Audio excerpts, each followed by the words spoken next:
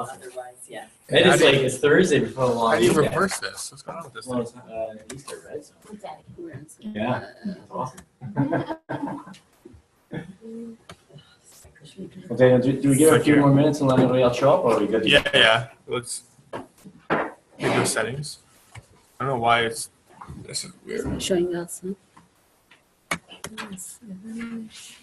Enable mirror effect. I don't know what that is. What is this? No, get that. What's this? This one? Yeah. No. Yeah. We'll just Turn go. on. We'll just look this way then. Oh, because you don't have a camera on that side. I do. Not on this side, you don't. Huh? There's no camera here. But last time you use this one? It's okay. They can just. We can just see. Yeah. No, last time we There we did go. use this one. I don't know how we did it, but we did. It wasn't showing us. It was showing. Yeah, they need to see that anyways, right? Yep. We don't need to see them. We don't need to see them though. You get to look at everyone. Hi. Okay, cool. Who, Technology. I guess, who knows, it's going to be a short few, but who knows Matthew MacDonald? Two, yeah, you're on it. And then everyone else is new here, so. Well, good stuff. All right, just so you know. Yep. How long have you been in the industry? 14 years? 14, so you started when you were 14. Yeah. We both look, yeah. You look much better than me. Yeah. Cool. I've had the honor and privilege just to get to know you last year or so. Yeah. And Matthew's like, he's so, he's always willing to contribute. He's always there. He's always there for support, and you call him, he's answering. I know, like, for us, we had a client experience, and like you were there, like, on the court dealing with it and making sure that the client was taken care of. Yeah. So that's just like the type of person that Matthew is. So thank you for who you are and being here with us today. You're talking about just Seg Funds 101? Basically, yeah. Like just the foundation of it? Yeah. Okay, cool. I mean, well, I always like to let the presentation go wherever the group needs it. Awesome. Because I can speak to any aspect of it. But. Yeah, perfect. Yeah. And then, cool, IA. So Matthew's from IA. If you guys haven't Figured it out. yeah. They have an extraordinary platform when it comes to segregated funds. Like their lineup in terms of funds is really, really great. But I'll let you take care of that stuff. Sure. So help me welcome Matthew MacDonald. I realized I've been on the road all week. I was out to Ottawa and Kingston. I actually just got back from Kingston right now. And I'm pretty much out of cards. So I've got my contact details on here on the presentation, so I ask you to write them down. But I have 4 cards for anybody who wants a card or needs the card physically. I find most people just put their name and number right in the phone anyway, so the cards are somewhat antiquated, I would say. Thank you very much for having me here, and it's great to see so many people here. Like I said, on a Thursday before the holiday starts tomorrow, right? I didn't even realize it was day off tomorrow. I think I had 2 meetings booked. I had to reschedule them, but whatever. Anyway, I've been in the business for about 14 years. I started back in 2003. And I started with RBC Insurance. I haven't really bounced around. I was going to say I bounced around. I haven't bounced around the industry. I was there for just shy of 10 years at RBC, doing a very similar role. I was a wholesaler out in the field for a number of years. And then in 2014, IA expanded their investment division, specifically in terms of having wholesalers and dedicated wholesalers out speaking about the investment lineup and the segregated fund options available to advisors. We've continually grown, and it's been great because we've seen astronomical growth on our platform. When you look at the industry as a whole for segregated funds, it's actually sort of flatlined. I think last year it was actually negative 1% in terms of a growth rate. Whereas last year we were about 30% growth year over year in terms of investments coming into our funds. So I'd like to take credit for it. I don't think I can take all the credit for it, obviously, but it's a lot of hard work, and we're out there really helping support. And so we've grown a lot with Experior in the last few years, and so we're very proud about that, and spent a lot of time with the different Experior offices because that's what we're here to do. So that being said, I'll get into the presentation, looks like, what the options are and where you can sort of really benefit from partnering with us and working with us. The piece that I handed out here is a great reference piece.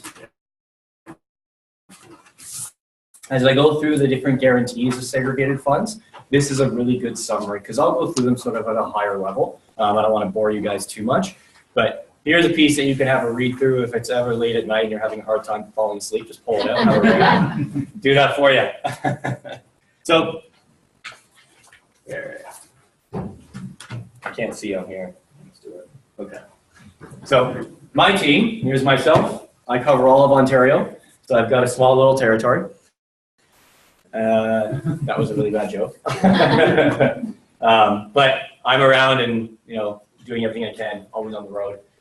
My information's there, so please feel free to call me or reach out to me anytime you like.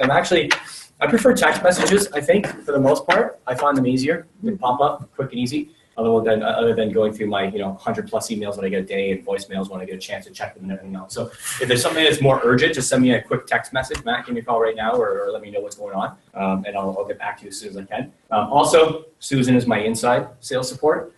She's a genius. She knows everything about the organization. She knows everything about the products. It can really help a lot. So if you ever run to a bump in the road and you're not sure where to go for what, then she can by all means help you out through that. So if you have questions on an application, for example, how do I complete this? How do I indicate where to put the fund? I sent in an application. I'm not sure what's going on with it. Who do I call? She's always there and can help you in pretty much any way possible. Yep. I thought she just dealt with RESP. She does with everything. No, she does it all. Oh. Yeah, she's my inside sales support. Reason why Yeah. I think it's RESP for her.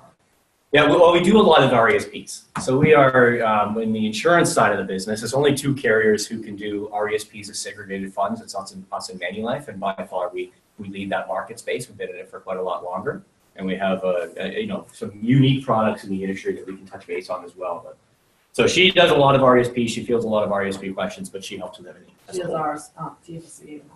All of it. All of it. Yeah. Thanks.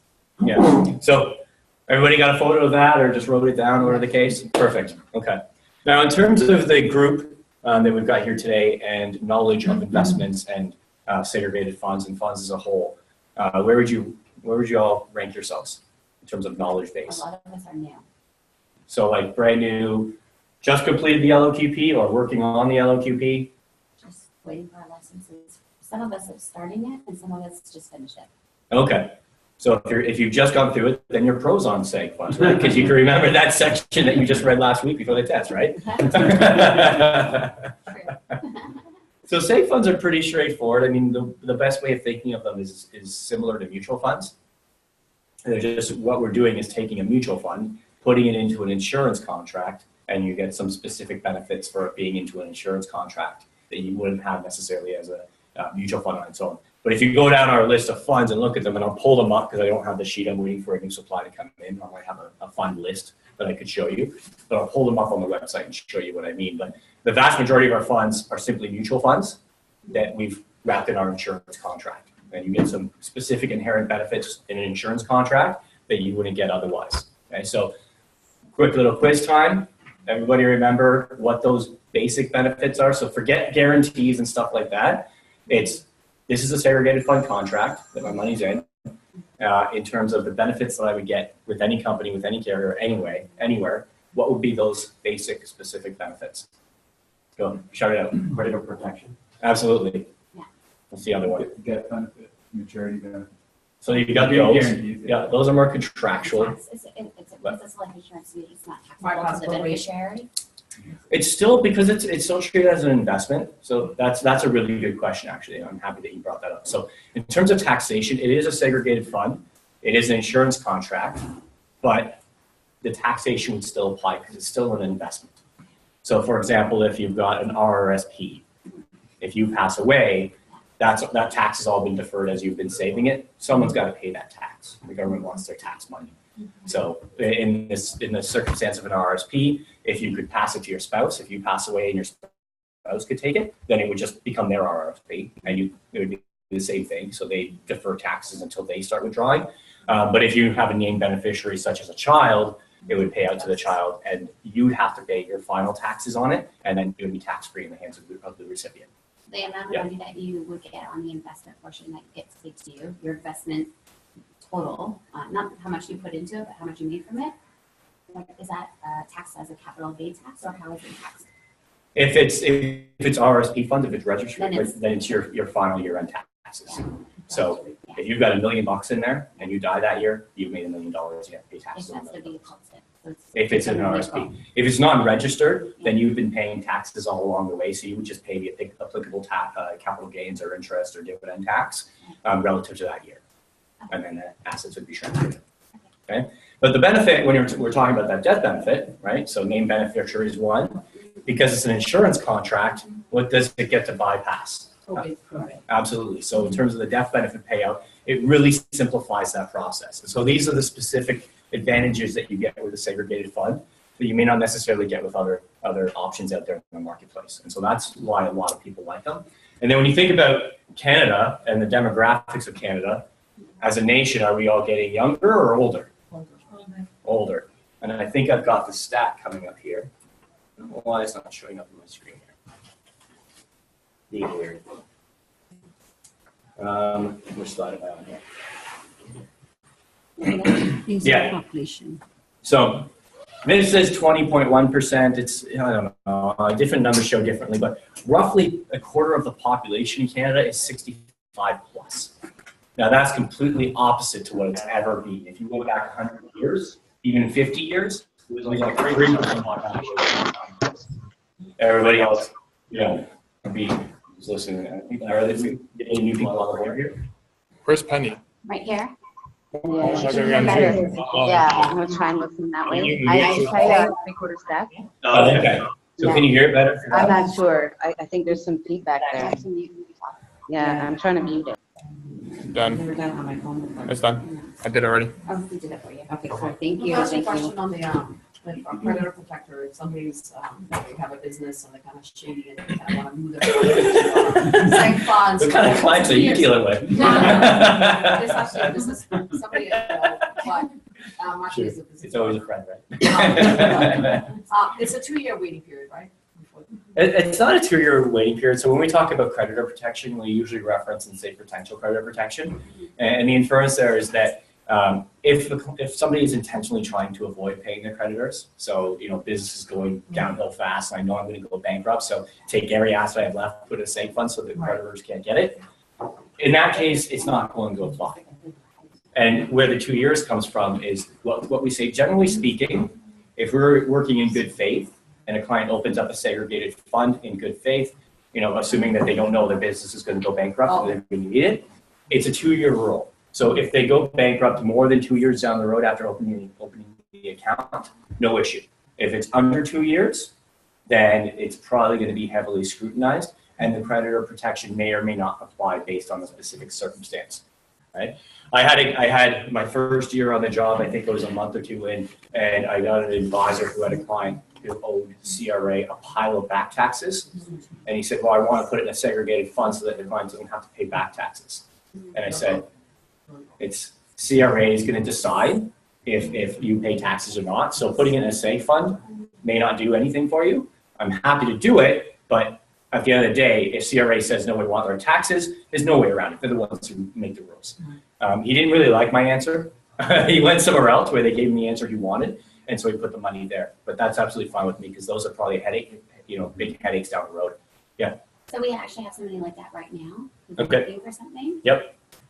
Like literally, and he's trying to avoid that himself. So Mhm. that's just a conversation we would have. Listen, we can't stop this from happening because it's not guaranteed. Is it back taxes or is it creditors from bankruptcy? It's CRA. CRA? Yeah. Taxes. I mean, CRA, they make the rules. Right. They do whatever they So want. we can have that They're like the conversation. mafia. So. We can still put it in the fund, but we just have to have the conversation that you're not protected from this. Yeah. They could in fact come after you. Yeah, it's up in the air. They say they'll look at the case and they'll look at all the variables in it, and you may be protected, you may not. So you as the advisor, just you say, I can't guarantee that it's going to provide that protection that you're looking for. I would take one So- step And further. I would sign off on something. I was gonna say, one step further, that we have this conversation, Yeah, that. yeah, just told you document this. that, make sure it's well documented so that if it ever comes back. Yeah. clients can be funny sometimes where they can completely forget conversations and a different conversation will have transpired. You said that I could, no, that's actually the exact opposite. But if it's not written down, it could be a problem. Yeah. Is that the case even if CRA comes after you afterwards? Can you still get into the seg fund? What do you mean? Let's say you don't have any problems with CRA right now and you put money to seg funds. Can they still go into that later? Well, that's where the 2-year rule is. So if something happens immediately after you put all your assets in a seg, then they're going to say, well, it looks like you were doing it for the sole purpose of hiding it, in which case that's not going to apply. If it's beyond the 2 years, then they're pretty safe in saying, okay, you're not planning 2 years down the road. It's like, think of like life insurance and the suicide clause. You're not buying it today to kill yourself 3 years from now, but at least it's not likely to happen. So same sort of idea there, that once you're past that 2-year marker, it's probably not that you were it was that intention. It's just things didn't work out, and it's prudent planning to say you could go bankrupt at some point, put it in a seg fund and be safe. And there's absolutely nothing wrong with that. It makes complete sense, and that's why we have that option, right? So as long as that's what you were doing, by all means, it's fine. And trust me, I've seen clients who have gone through bankruptcy and they really didn't get the, what the heck is this seg fund thing that my advisor told me I have to have? Okay, fine, because they said so. But then they go bankrupt and like, this is how it works? This is awesome. I had one client where it had 250,000, not my client, an advisor I was working at, had 250,000 in a seg fund. Business went bankrupt and creditors came after everything. And then they was like, oh, Can't touch this. yeah. And that was back in the days before RSPs were protecting him too. So they went after all the assets. Yeah. Wait, back up. What did you just say? The days before the RSPs were what? I think it was 2011 where they changed the rulings on registered accounts. Okay. So registered accounts still would get credit protection as well, even if it's a mutual fund in the bank, for example. Oh, I didn't know that. Yeah, so some of the same benefits apply across the board. Okay. Yeah. So in an RSP, it would. They could, yeah. Oh. Yeah. No, I'm just saying, if you're dealing with somebody who's trying to screw CRA, they'll have no problems with screwing you. So if you are. You can imagine what that type of personality within the 2-year is. period, I would absolutely get it signed off in writing in your notes that they are completely aware that that is not cool. Yeah, absolutely. Yeah, 100%. Yeah. As long as you've recorded that discussion, keeping your file, you never know, right? So when did the law change for RSP being protected in the mutual fund? When? If I think back, that was in the industry, I remember it happening, but I think it was 2011. It's been a few years. It could have been 2009. Because I know the don't remember. RSP was not protected, but I didn't have to. Yeah, they changed a little bit. Frank, how's it going? Good to see you. So where I was going with this is that when you think about the need for seg funds and why should we have them, I don't know what your demographic is that you're typically working with, but we've seen a lot of growth for this reason. So many people are now older, realizing that, hey, I'm not going to be around forever. And then looking at ways of how can I efficiently and effectively transfer my funds if something happens to me out to my beneficiaries and people who I care about. And seg funds are a perfect tool for doing that, right? Because you can just write out, say it's on cost. On average, probate is about 13% of the value that you're transferring out when you add in lawyers' fees, accountants' fees, administrator fees. When you put it all in together, it's usually about 13% on average. Could be less, could be more, depends on the specific case, right? But that's a pretty significant sum. And then when you think about a seg fund where it's a life insurance contract, you just show a death certificate, and within 2 weeks, it pays out like any other life insurance contract. And beneficiary has that money in their hands. Free and clear, no problems, it's easy, right? So that's a huge benefit that a segregated fund offers that other investment accounts wouldn't necessarily offer, right? So that's why we've seen a lot of the growth, and it's only continuing, that sort of demographic shift, and so we've seen continued growth in that market as well. The other interesting thing is we've seen a shift in employment over the last number of decades. I use the example of like my grandfather. He worked at CN Rail for about 45 years, retired with a defined benefit pension program, and that was the planning. I'm going to work here until I retire, have a big pension, and that's it. How many people do that these days? And most pensions, like those ones, are long gone. If you're a police officer, pretty good pension. If you're a nurse, pretty good pension. If you work for government, great pension, like a politician or something, but a teacher. But anywhere else, they've stripped away those types of plans. And people don't work for one company for 40 years and retire with the same company. Right? People shift around a lot. So it's very important that we're helping our clients invest on their own and take that retirement planning into their own hands, because those fallback, pension programs don't exist as they used to. But the interesting thing that you see there is we're actually seeing the opposite. In a time now when clients need to be more prudent about their financial planning and their retirement planning, less of them are actually doing it. Fewer people are contributing to their RSP. This is, out of the people who are eligible to make contributions, fewer and fewer people actually retire, Is that making those because you think contributions. that people are doing more things like TFSAs, or is it because there's more consumer debt? I think it's both. If I'm being really optimistic, I say, it's because it's all shipped over to TFSAs. Mhm. But if we're being honest, our debt levels are through the roof. Yeah. When you compare the numbers, so if we went back to 1975, out of every dollar that somebody earned, how much did they put away? About 30 cents. I don't know. 30%. None was up, but on average, they would save about 30%. So if I made $100,000 a year, I saved 30, right? Yeah. It's a really simplistic way of looking at it. What do you think that number is today? It's a minus. It's a negative. Yeah. It's 2 to 3% negative, Yeah. right? People are over. So that's a big challenge. And then add in housing costs and crap like that, right? It makes it really challenging. Sorry, you had a question? Since 2014, upwards of 35% of Ontarians are now self-employed. So they don't have, generally, if someone's contributing to an RSP, it's structured within within a company. Yep. So that they sign up and they forget about it. They're like, I didn't know I was doing that, or they're taking advantage of matching. But now we're closing on 40% self-employed. Mhm. And if they're reporting their income differently and not showing it necessarily as personal income, then Yeah. obviously they wouldn't have It's their small business, they're looking at Yeah. writing off their expenses. So I think that's contributing to it greatly as well. Yeah, and that's a big opportunity for us, because then they have the opportunity for doing non-registered investments or TFSAs otherwise, or other things, right? And so we can suit that too. It's frustrating looking at this, it's not changing. GICs, we do have GICs. We've got amazing rates in our GICs. Our biggest competitors that we find are typically banks. And our GIC rates would compete very well next to banks. Plus, technically it's a GIA, so it's a GIC and insurance contract, so you get all those benefits of a segregated fund as a GIC. I don't use them often, but I've seen some cases where clients like selling the house and they've got $600,000 of something that they need to wait for 6 months till they buy the next house. Short-term investments or older, very conservative clients, it's an option. I think they're usually oversold. And there was a stat that came out a number of years ago where a survey was done of bank-held TFSAs.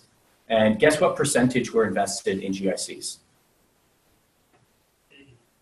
80? It's 90. Yeah, you're really close. It was 90%. Because advertising. Well, They want it safe. if you're working in the bank, then it's really simple. You're guaranteed from a selling it to a client. Hey, this is guaranteed. You're going to get an interest rate. You can't lose. It sounds great. When you think about a TFSA, though, what's the benefit of a TFSA? Tax-free. Tax-free growth. All your growth is tax-free. Yeah. So do you want an investment option that's going to provide you the lowest possible growth, or do you want an investment option in your TFSA account that's going to provide you the best possible growth? Yeah. Obviously, what's a GIC? Bus.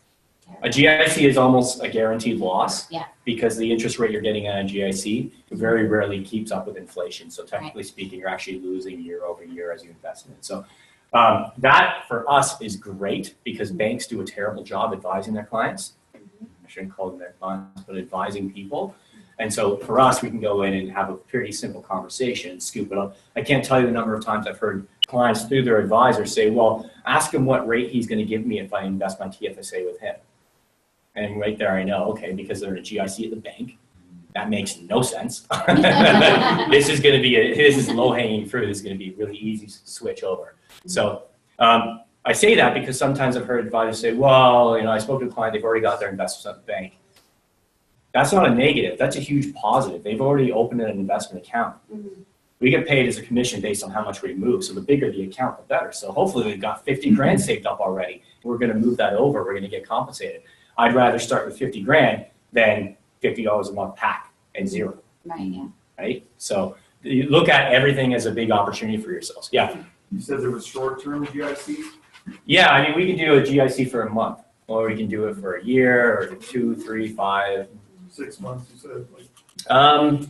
We don't have a 6-month GIC, but we can do month over month over month. So it just renews every month, And, as long as you need it. And the commission to the agent is the same Yeah, as the site plan? no, this is not a moneymaker for you. It's I'm going to help you out. It's 20 basis points. So whatever they're investing in it, you're going to get 20 basis points. So you're not really doing it for the money, but if it's the right thing to do at that point in time. Yeah. And if the client's going to invest in a seg fund and take it out 6 months later, that's not going to work anyway, because then either they're getting a big charge or you're getting a charge back. Yeah. And, sorry, what's your best GIC? I can show you the rates on the website. I can't remember off the top of my head. They change every Friday. Or, well, they don't necessarily change every Friday, but we revise them as necessary, but we get an update every Friday. So it's available for us to go in and look at. Yep, I'll show you where it is on the website and make it really simple. So did you have a question?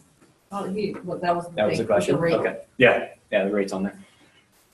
Okay, so those are options. They would still be in the contract. When you do a GIC with us, you do it through with the regular investment application. So you open an investment account. If a client's in a GIC, it could be that they're just terrified of the markets because things are going crazy. And they say, well, put me in a GIC for now until things normalize a little bit. You've already opened the investment account, so you could roll it over to a fund from that same account. Or I should say, within the same account, you would just roll it from the GIC into a fund. The only thing you would need to complete is the investor profile. We do have an investor profile, which is the equivalent of a KYC and know your client. It's just a risk tolerance questionnaire. We do have to do that when we do an investment with the client. And that's a really good thing because obviously you need to have that conversation with the client. You need to know how they want to be invested. You don't just say, okay, here's the money, and I'll pick whatever funds I want for fun. But you need to know what their objectives are and their goals. But on the other end, I also call it a cover your butt plan because if, again, the client's signing off on it. So if they ever come back and say, I lost money this quarter, I didn't want these risky investments. Well, let's pull out the paperwork where we went through and you signed off and I've invested you according to your wishes. And you fully acknowledge that, yes, if we want to try and make a good return, we're going to have to take some risk. And unfortunately, that means there could be a time when the market goes down a little bit and we lose some money. Right? It's funny because clients always assume that you can make them these gigantic returns and there's no risk involved whatsoever. And we know that's not the case. So let's have that conversation with them. So going through our guarantees, and these are the guarantees that would be summarized in that little form that I gave you. The other piece that you have there is sort of what is a segregated fund and what are the different benefits. So I would say that probably you'll run into I'm invested at the bank on a regular basis. And so what are sort of the differences? The bank, as you know, can't sell segregated funds. They can, like RBC Insurance, BMO has segregated funds, but that has to sell out through an advisory network. You can't walk into a bank branch and buy a seg fund, right? Because it's an insurance contract. And so that would be mutual funds or potentially ETFs versus a segregated fund. And what's the difference? And now I bring this up and talk about it in all of my presentations because it comes up more and more and more. And any of you that ever watch your iPhone or a TV or anything, or drive down the road and see a billboard, you would see it. You'd have to be living under a rock not to see this. How many of you have seen the Quest Trade commercials these days? Yeah, Quest Trade. There's billboards, there's commercials. The billboard's just horrendous. It says, "Are you giving away 30% of your retirement savings?" Anybody seen that one? I just saw one. Yeah, it's so entirely misleading, but it is having an impact on the client community. And so it is something that you're going to have to deal with on an ongoing basis. Did you have a question? I think there's a new one out right now, and it's the media is don't get banked. So I think that for all of us advisors, that's something we can really tap into that synergy because I think that's becoming mainstream. Don't get banked. Yeah. Right? So when you're not the bank, and that's certainly there's a national media campaign out right now. I forget who it is. But just that growing awareness that banks are not your friends are helping us. Yeah.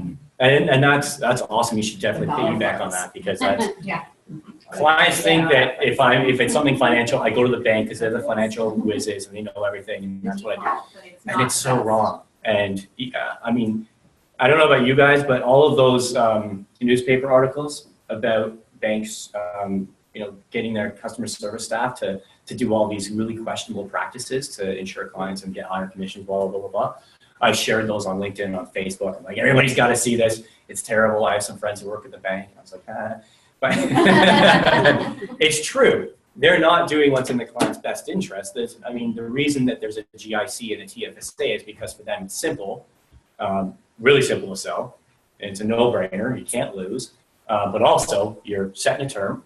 Bank GICs, they're not redeemable, they're not cashable. So when I put you in for a year term, now I know you can't leave me for a year. Right? And so it's all in their personal interest. It's not what's best for the client. And more of that awareness is arising. That's really cool. Don't get banked. I like that. That's Yeah, awesome. you know, now that I mentioned I it, haven't seen you're that, just but gonna that's hear it in the car on the way home. And if you figure out which company it is, put it on the WhatsApp, because I can't remember what company it is that's brought that campaign. Well, somebody just Google it. Yeah. Pretty quickly. We probably have Google in our pocket now. It's awesome. But take your Facebook app off your phone because it's watching everything that you're doing. Have you guys been following that? Yeah, we are now. Just saw that yesterday at the gym. Their stock started to pop back up. But what Went people up to don't realize 160. is like when you download an app or an update for an app, it says it, at least in my Google phone, it prompts me and it says, this app is requesting permission to Yeah. your calls, your identity, your pictures, your camera, Everything. your GPS. It's crazy. It's like, it tells you what it is gonna do. But how many of you have Facebook on your phone? Like the app, right? Yeah. How many of you have been having a discussion, let's say, I don't know, talking about we need to get new pet food? And then for some strange reason, all of a sudden you start getting all these advertisements in your Facebook for pet But food. even if you click on anything, all the advertisements is to do with what you clicked on. Oh yeah, you do a Google search and then all of a sudden it all pops up. It's really quite creepy. It's really creepy. They changed their algorithms. Yeah. A couple of months ago, but I think they changed them. They're great algorithms. They work really well. But I in mean, terms you watch of everything you limiting do. kind of But who you were exposed to, but I've Yeah. found in the last 4 days, I'm averaging 10 to 14 new friend requests a day. And Wow. that's not organic by any means. So I think that's Facebook's algorithms, that might be. the kind of pendulum is swinging the other way now. Yeah. Well, anyway, I'm totally off topic. I just thought it was really interesting, and I was thinking about their share price because I've been having a little fun with a friend of mine watching the stock price. Well, he's in the industry. He's a tech guy, and I was like, oh man, Facebook stock just crashed and burned. Should I buy it? And he said, no, it's going to get worse. And it got a little bit better. He's wrong. He's not my advisor. It's a good thing. But he was right about a bunch of other stocks that we follow. We just like to play that game a little bit. In any case, going back to what I was referring to is specifically with regards to fees and charges and things like that. That is coming up more and more. And so how many of you have your 30-second elevator speech just ready to go like that? So if somebody asks you, what do you do for a living? What do you tell them? I sell insurance? Why not? Because they'd be like, oh God. It's like Come on. if you say that, it's like you have chicken pox. Get away from me. Exactly. Got the plague. Yeah. My wife and I both work in insurance, and we make jokes at any time we go to like dinner parties or something. The most popular people at the table. No, it's the exact opposite. Everybody avoids this way. In any case. So have that elevator speech. I meet somebody in 30 seconds. They're going to get off on the next floor, and they ask me, what do I do? What's going to come out? Okay. Think of that. Now juxtaposition that concept onto the fee conversation. Oh, well, you must have high fees. Or if you're selling a fund, it's got to have high fees. How many of you are familiar with what ETFs are? Exchange traded funds. So what's the big benefit of ETFs? Low fee. Very low fee. When you compare it to a mutual fund, it's very low fee. Now, we're all in a race to the bottom. So, I mean, we just reduced our fees on 75, 100. We're coming out with other options very soon that are going to further reduce fees. We just added on some new funds that have lower fees. On the mutual fund side, they've really aggressively tried to bring down their fees. So it's all sort of coming in line. But there's this general concept out there that it's got to be a lower fee. And when going back to what I was talking about with all those commercials, it's all focused entirely on the fee. And now clients have it drilled into their head that, well, if there's a higher fee here and a lower fee here, then I have to go here because the lower fee means it's better. Is that right? Is that accurate? No. I think it's, me personally, crazy. And I like to use the analogy, maybe it's a terrible analogy, I don't know, you can decide, but when we're talking about different investment options and a client saying, well, I could invest in a safe fund with you, or I could go buy an ETF, they're entirely different things. And the analogy I always use is, would you walk into Mercedes and say, why is your C-Class 50 grand when I can go down the street and get the exact same thing, a Hyundai Sonata for 30? Would any of you do that? No. Exactly, that's my point. Orange. Different vehicles, completely different everything. But that's what clients are doing to us. Well, I can go to the bank and buy an ETF and it's way cheaper than your segregated fund. Well, of course it is. They're two completely different things. but they don't get that because they've had this drilled into them that it's got to be a lower fee. Okay? And then the other thing is, okay, if you're comparing apples to apples, if I take the exact same mutual fund and put my insurance wrapper on it, the fee is going to be a little bit higher because you're paying for that wrapper. Obviously, you're getting benefits with it, but you're paying for that wrapper. So yes, a slightly higher fee means slightly lower return. This one has a mutual fund versus the safe fund. If they're the exact same thing, this one's going to be, whatever the return is, it's going to be a little bit better, right? Absolutely makes sense. But that's not what's happening. Clients are invested with the banks in completely different funds than what we're recommending. And so comparing and saying, well, this is a tiny bit more expensive, therefore I'm going to make way less in terms of return is completely inaccurate. I can't tell you the number of times I sat down with advisors and clients and looked over their bank statements and the returns are horrendous because they just put them in the cookie cutter. Well, Canadian Balance Fund, everybody gets a Canadian Balance Fund. Well, it feels safe with the bank, that's the problem. They do, That's but the biggest problem. yeah, but my whole point is that we have solid funds, and even if you're paying a bit more, our returns could far outstrip what your returns of clients getting somewhere else. So try to shift that conversation around back to the value. There's differences. There's obviously going to be price differences no matter where you go because you're getting different options, different benefits. They're different products, and investment vehicles. They're different vehicles. That's why I use that car analogy. But in any case, so 75/75. This would be the lowest cost option, the lowest fee option in terms of any MERs, because the guarantees are low. Okay. So for anybody who's new, just going through it, a little bit of quiz here. 75/75. What does that first 75 mean? Maturity guarantee, right? So if I invest 100 grand, I've got a guarantee of $75,000 on that. Okay. What's the second one? Death benefit. So same thing. I invest 100 grand. My death benefit is 75. Okay. Where there's a bit of confusion is where these guarantees kick in. Okay. So you can see it here. The 75% in maturity, sort of kind of irrelevant. Okay. The reason I say that is that the maturity date, as with most companies now, is age 100. So you're thinking, well, what's the point of even having it on there? If I don't have it on there, it's not a segregated fund. I can't call it a segregated fund. Okay, it's got to have maturity value guarantee. I thought it was 15 years. Not on these ones. So the way that the seg funds used to operate, we still have 100-100. The 100-100 used to be the sole be-all, end-all seg fund, and you would invest in it because you had a 10-year guarantee, and the insurance company would let you invest in all kinds of crazy funds. Transamerica no longer sells, well, they're Avari now, no longer sells segregated funds for that very reason. They crashed and burned. Because it was back in 2001, everybody invested in all tech stocks, and then the whole industry crashed and burned, and every client just said, well, I'll just wait it out. Because I'm half of my value, but I've got a guarantee that's here, even though the value's down here, right? Same thing, anybody remember what happened in 2008? Gosh, they're in the same. I know we're all really young, but what did the markets look like? Bust. So every carrier, the same thing happened again. They got hammered. Manulife was by far the worst. They got hammered exponentially, like $6 billion write down or something like that. It was insane. So all those contracts have been completely revised, and they don't allow the same, options once you get into those higher guarantee situations. And then we've seen a bit of a shift in the seg fund industry where people are more concerned about getting a death benefit and the inherent benefits of a seg fund, as we discussed at the beginning, credit protection and bypassing probate and doing all that, simplifying that process. That's become more of the concern versus the I want to get, take a crazy investment and have it guaranteed in 10 years. I'm a bit confused. Yep. On the first 75, which is the maturity guarantee. So you're saying the maturity guarantees at page 100? Yeah, so I'm saying you can ignore it. So why did you even put it? You should just left it down. Yeah, because if it's not on there, then it's not a segregated fund. We can't call it a seg fund. So that's why. Now, That's changed as of when? Sorry? When did that occur? Oh, this one's always been like this, but this is a newer guarantee. So if you looked at IA 20 years ago, we only had 100-100. But in the last few years, we added on a 75-75 and a 75-100, so we can meet the needs of clients in whatever situation they're in, right?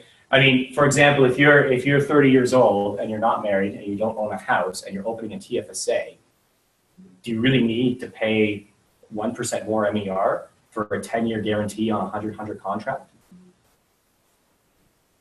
Some people would like that. I wouldn't, because what happens if I invest and it's down? Well, it's 10 years down the road. I went from 30 to 40. I'm not going to retire for another 25 years. I'll just stay invested. Do you have a seg fund though that is a 15-year maturity? Yep. Product? Yep. Okay. Yeah, I'm going to get to that one. Yeah, so depending on what option a client's looking for. So the other part of that, so yeah, you can essentially ignore the 75% for the maturity because it is at age 100, and I can't think of anybody who's actually going to utilize that. But like I said, without it on there, it's not a seg fund, so we can't call it a seg fund. And the other part of that is that there's no guarantee fee associated with it. So we're not charging you a guarantee fee for a 75% guarantee that you're not going to use. Okay. So the best way to think of the 75-75 is I'm buying a mutual fund that is creditor protected and bypasses probate and it's confidential. Right. Because that's really what you're getting out of it. You're getting those basic benefits. The guarantees, they're not really doing much for you, and it's intentionally designed that way. Because when you compare this to the underlying mutual fund, the MERs are almost identical. So I'm getting the mutual fund, but I get credit protection, I get the bypass probate, and I get to name a beneficiary and get all those advantages. And essentially the same price. Some of the funds are actually the identical MER as a 75-75 or a mutual fund, right? This would be more suitable for a younger clientele. Like I said, that 30-year-old TFSA opening person who's, not married, has no beneficiaries or anything like that, doesn't own a house, doesn't need the guarantees. So they're relevant, right? This is, well, I've got my money in 75-75. I've got a TFSA and an RSP with IA. And those lowest MERs are just the guaranteed death, and that's all you need. MER is a management expense ratio. Yeah, and that would be a percentage. So if they say the MER is 2%, if you've got 100,000 invested, it would be 2% of that 100,000 that's invested that would be withdrawn as a fee for the contract every year. Okay. Now, when you look at any of the returns, that's already been factored in. So if you see a 2% return and the MER is 2%, it doesn't mean that now I'm getting a zero return. They've already factored in that 2% MER on top of that, well, before they've shown that 2% return. Yes? So DSC waived on death. We know that with the insurance contract and with the seg funds, there's usually a 2-year contestability period. Does that also apply?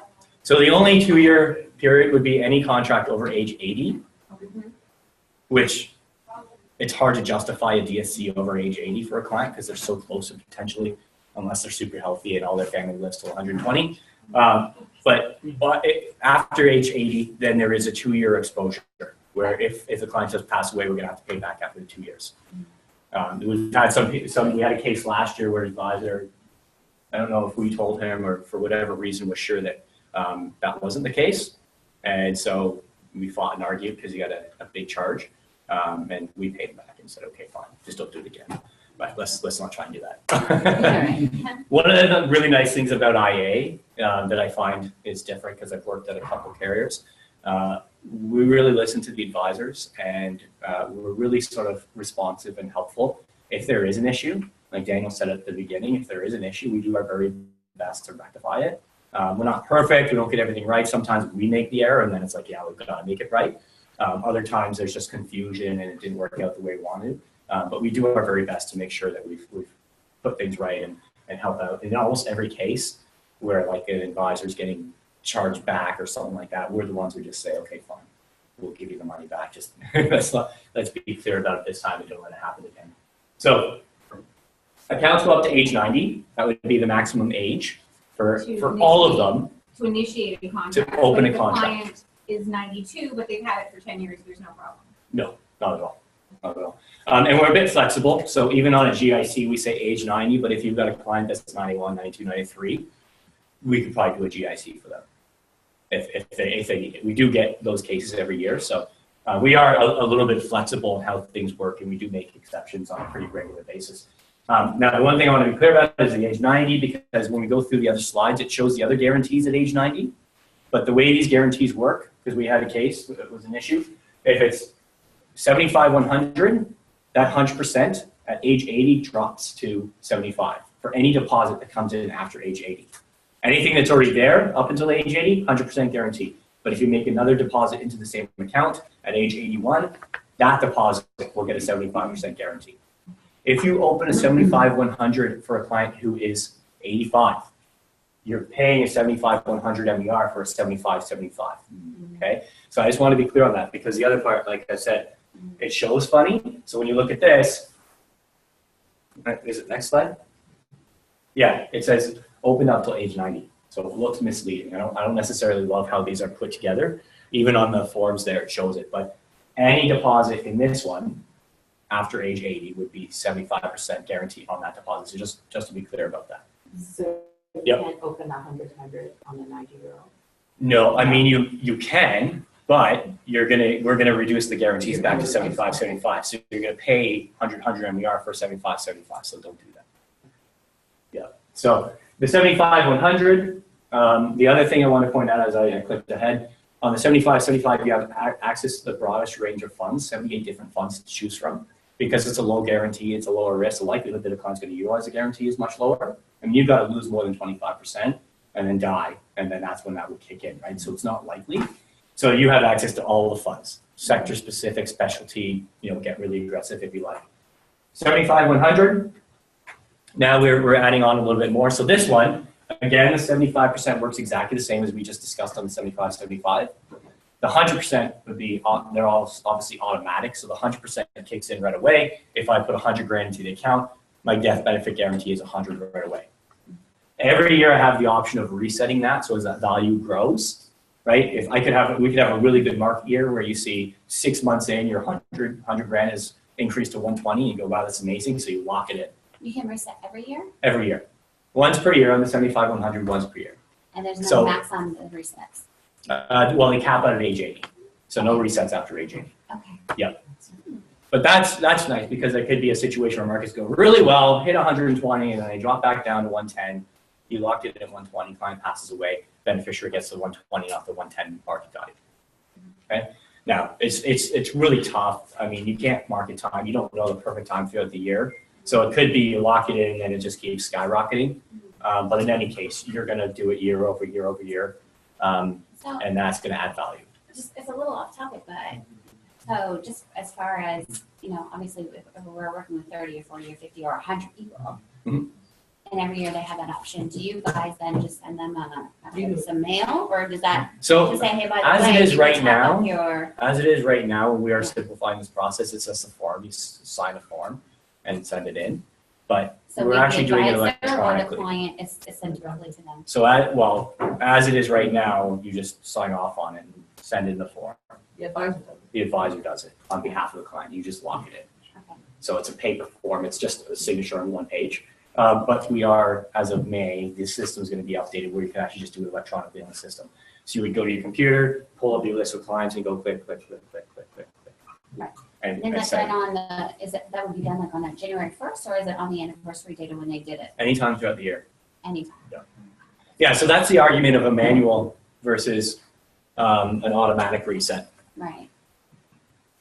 Did it turn off or what? The light's on. Sometimes the cable jitters and. Like an automatic reset is great because then it just gets done. The reality is that manual resets rarely get done. But on the other end, automatic resets mean that you're setting an arbitrary date. Could be a really good time of year, might never be a good time of year. And you may never actually reset because every time it hits that date, markets are low and it's irrelevant, right? So Right. it's nice to be able to watch a little bit.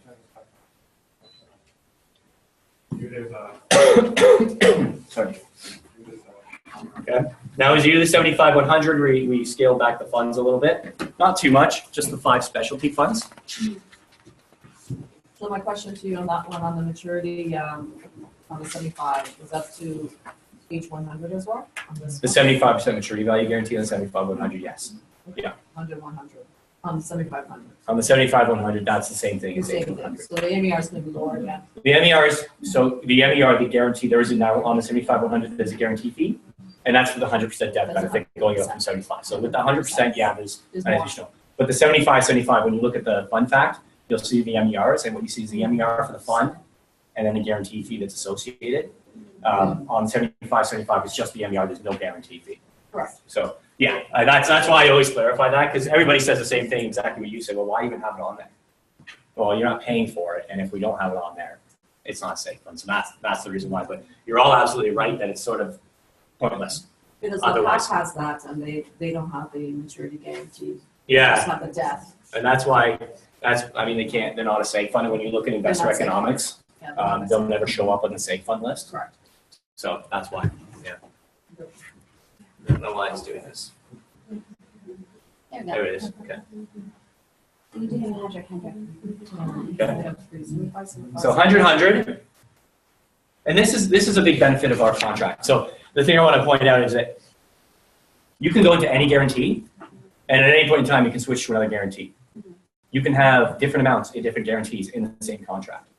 When you go from guarantee to guarantee, you're not redoing the account and opening up a new account and doing a new contract. You just switch from one to the next, right? So you start at a client with 75, and then 10 years down the road, they say, well, everything's changed. That 100% death benefit sounds pretty cool. Just put them in. As long as you're staying in the same fund, you could go in a non-registered account. You could switch all day long, and there's no tax applicable because you don't have to buy and sell funds. All you're doing is a one-page change form, and you switch it. Right, so a question for you. For more conservative investors, we want to put them in 100 or 100, and people who are, less conservative, you want to put them in a 75. Yeah. Because all the generally speaking. Yeah. For me personally, the 100 is, it's okay, but a 15-year, even a 10-year, this used to be a 10-year guarantee, but they stretched it out to 15 years after 2008. Even a 10-year guarantee, how many of you have an index chart? Anybody not know what an index chart is? We just did this, we just talked about this. You just talked about it, right? So what do you see on the index chart? The balance of the market. But over any extended period of time, are you down or up? I mean, you would have to really time it and say, okay, I'm going to pick this year and then go here. Right. Like you'd have to try and time it perfectly to be in the downside after a 10-year, even a 10-year or a 15-year. So for me personally, I look at it and say, well, I'm paying this MER, I've got these guarantees. Is there really any realistic chance that I'm going to need that guarantee, that's going to kick in? Because you could just close your eyes and throw a dartboard at the index chart and say, I'll invest there, and you'll be up. And that's historically what's always happened. Doesn't mean that's always going to happen, but realistically speaking, markets just continue in the upside forever and always, right? You would sort of have to do a really poor job investing. And if you think about a 100-100 where you do nothing but lose money, 15 years from now, if every year your client opens their statement and it shows, oh, we're down another 5%, next year down another 5%, 15 years down the road, what's going to happen? Well, the client's probably gone after a few years of that. Any client who just sees loss every statement, they're probably not going to be your client for too long, right? So realistically, that would either happen, or if it was, in a worst case scenario, you time the market perfectly, there could be a crash and burn point, and it could work. If you think about 2008, at the end of 2008, early 2009, the average portfolio was down 40%. Okay, so if you were making modest gains year over year, and then boom, that happened, and 2008 just happened to be age 65 for you, and you were retiring, and you had to go conservative and start drawing money out, now you're 40% less, which is significant. If you had $1 million, in 2007, you're now at 600 grand. Yeah. That's significant. So in theory, that could happen, right? We see corrections, and markets are at an all-time high, so it could happen.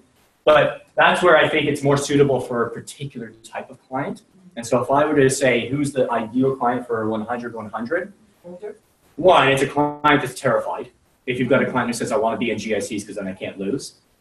I mean, you're going to lose anyway, but GICs, not a great alternative if they've got 15 years left before retirement, they're going to use the money. Right. With this, now we've got the guarantee. So you can invest a little bit. We do reduce the funds a bit, but you still have a pretty broad range and selection of funds to choose from. You're probably going to make 3, 4, 5% year over year, which is way better than what you would get in a GIC.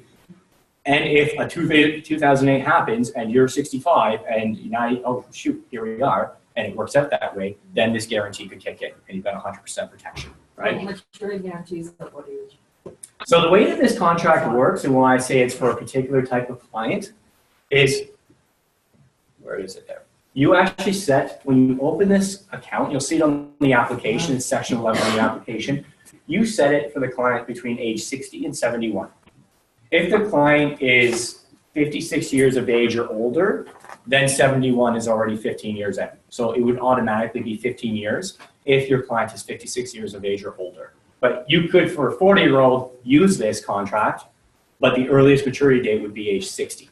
So that's a 20-year out period. Okay, and I'll explain how that works.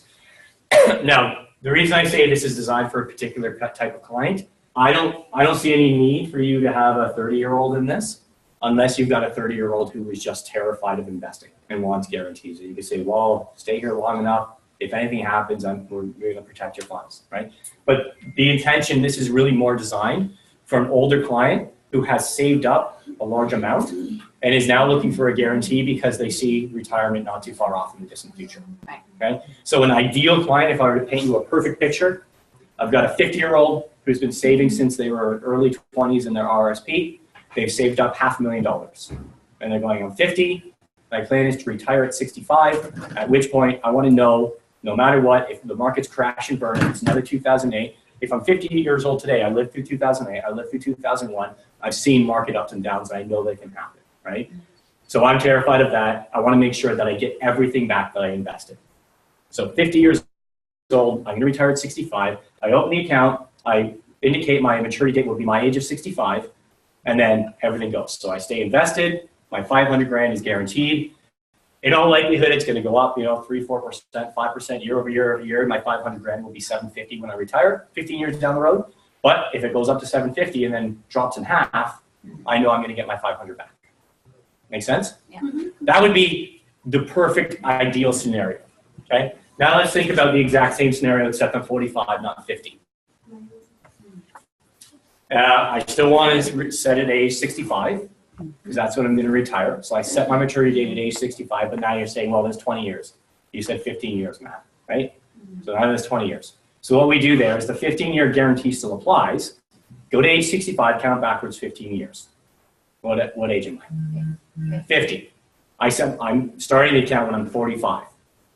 So from 45 to age 50, I'll call it the open period.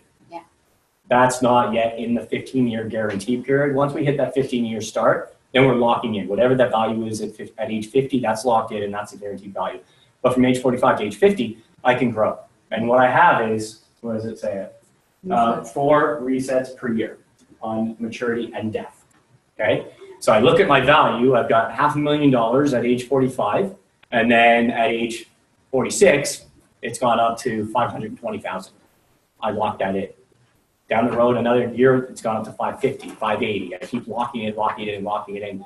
And then what could, in theory, happen is at age 50, remember that's the start of that 15-year period. So at age 50, we're going to look at what's the value in the account. That's now your guaranteed value. But since I've been resetting all along the way, there could be a scenario where I've reset. Market value goes this way. I've reset up here. So at age 50, which value are we going to use in guarantee? The reset value or the actual maturity market value? Reset value, right? So there's an enhancement in terms of benefit for the client because they can continue, and they can do it 4 times per year. So if you ever do that, oh yay, markets are way up, I'm going to lock it in because this is great. And then it keeps going up and you go, oh, shoot. Well, you got 4 per year, you just lock it in again, right? So that's the benefit. And then once you hit age 50, whatever that value is, either reset or market, guaranteed, lock it in, that's guaranteed at age 65. Yes? Are those resets automatically saved? No, they're manual. They're manual. So we're not, I mean, it's not realistic to expect that you're sitting there watching the accounts all day long, but if you see markets are in the upside, then it's probably a good idea to look at what the value is in the accounts and say, well, let's lock it in. Okay? So that would be sort of the ideal. Now, that being said, you could have a 50-year-old, and maybe this is very appealing. Maybe they say, 15 years, I'm not really going to use that. Then you can use a 75-100 if they want the death benefit. Or you can use a 75-75. You can say superficially, a 30 to 40-year-old is going to be a 75-75, a 40 to 55-year-old is going to get 75-100, and 100-100 from there. But it's going to be based on that client and your conversation with them. What type of investor are they? Are they really cautious? Are they really nervous? Are they more open to the market and they understand there's going to be fluctuations? And you make that determination with them. Okay? So you've got all these guarantees you can choose from. If a client goes into the 100-100, they go, oh, you know what? This is silly. I'm paying all this. We actually have a bunch of these accounts on the books where the clients have like $350,000 in market value and their guarantee is 150. And they're 8 years in or 7 years in, and they're looking at it going, okay, what's the likelihood that 350 is going to drop back down below 170? Do I need to be paying this higher MER? And if the answer is no, they can go back to the 75-100, easy peasy. their MER is going to go down. There's no buy and sell. Really simple, right? So you've got those options. You've got that easy flexibility. And then we have our For Life series, which is a guaranteed lifetime income product. You can read through it on there. It talks about the savings stage, the accumulation phase, and the income stage. I'm not a huge fan of it. We've just changed those products so much over the years. The guarantees that used to exist in that type of contract just really doesn't exist anymore. So some of the benefits have been watered down a little bit. I would say that the benefit of that one is if you've got a client who is older and wants a guaranteed lifetime income, how many of you are familiar with the concept of an annuity and how an annuity works? Is that an annuity? It looks and feels just like an annuity. And so I recommend it as an alternative. So what's the biggest challenge with an annuity? So if I take my $500,000 that I've saved up all my life and I put it in an annuity, 3 years down the road, if I say, oh, I don't want that anymore, can I take it back out? No. That's a big challenge, right? Yeah. And if I die, well, I mean, there's a guarantee period, but if I die, generally speaking, who gets the money from that annuity? The insurance company. Insurance company. So there may be a guarantee period where some money will pay back if you pass away within a set period of time. But typically, generally speaking, annuity is I give all my money to the insurance company. They guarantee me an income every year. And if I live till I'm 100, great, because then I've used up all the money I gave them, and then they've given me money. If it goes the other way and I give them all my money and pass away 2 years later, the insurance company goes, yay, we get to keep all this money, right? Well, they vary a little bit. Like ours, we have a guarantee. So if you pass away within the first 5 years or 10 years, whatever you set, then there would be an amount that would pay back. We also have like a capital floor refund option where you'll get 10% of your value back no matter what. But generally speaking, the concept of an annuity is I give you my money, you give me a guaranteed income. And I'm thinking I'm going to live forever, and that's why I need that. Because we talked about the aging demographic. More people are reaching age 100 than ever before. Yeah. Think about retiring. You're 65, you retire, you look at all the money you've got in your savings accounts and say, okay, at 65, I've only got, 35 years, and then I'll be age 100. Did I do my math right? Yeah. Okay, good, thank you. Sorry, it's been a long week, I have to check. So 35 years left, age 100, if I live till that, I've got $500,000. I normally spend $50,000 a year. That math doesn't add up, right? So you go, oh shoot, I'm going to run out by the time I'm age 80. What am I going to do then? And that's where an annuity or something like this would come into play, because then we're going to say, well, you're giving us a chunk of money, but every year we're going to give you back this amount, and it's guaranteed. You're always going to get it. So even though you drain the account to zero, we've got to continue to pay. We're on the hook for that. So the reason I say it's like an annuity, it's like an annuity. The difference is that for this one, if you want to take your money back, you can. If you need more money for some reason, you can take out more money. It will reset your value, but you've got the option to do that. So this looks and feels and works just like an annuity, but if I pass away, I've got a named beneficiary on my account. So anything that's left, every dollar pays out to my beneficiary. Okay? If I want to make changes, I can do that. It's completely flexible. I've always got my access to capital. So those are great options for clients who are older and want that guaranteed income to prevent against, we refer to it as longevity risk. The average, if you think about an RRSP, everyone's familiar with RRSPs. Yeah. What happens at age 71 with an RRSP? Moves to a RIF. And then how much you have to take out? Yeah, I can't remember what it is. I think it's 5.28% for 71. Is that right? Yeah. But there's that chart. The government says you've got to start taking it back. And why are they doing that? Why are they doing that? They want their tax money back, right? It's the deferred taxes. You have the huge benefit of deferred taxes. Now the government's saying, okay, give us our tax money back. And it is designed. It's now stretched out a little bit longer because if you remember a couple of years ago, they changed the scale. It used to be like 7.38, I think it was at age 71, now it's 5.28. But it's designed for you to deplete those funds within about 20 years. So if you have a terrible family history and everybody in your family dies 2 years after retiring, it's not an issue for you, right? But if everybody in your family lives till age 100, you're probably going to live till age 100, but you're out of money at 80. So more and more we're seeing clients who are concerned about that. These are options. It's not that this is better than an annuity. It depends on the particular client. If the annuity is a better fit, by all means go there. The benefit of the annuity is that you're going to get a higher rate. They'll pay you more in the annuity because you're giving up your options. This will pay you a little less, but you get to keep all your options. So one question, you first, because your hand was up a while. So my issue with annuities is the lack of indexation, right? And you get 10, 15, 20 years in and Yep. you're not making ends meet anymore. So what are the solutions for that? So the solution is, on some of the annuities, a lot of carriers will give you the option of indexing it.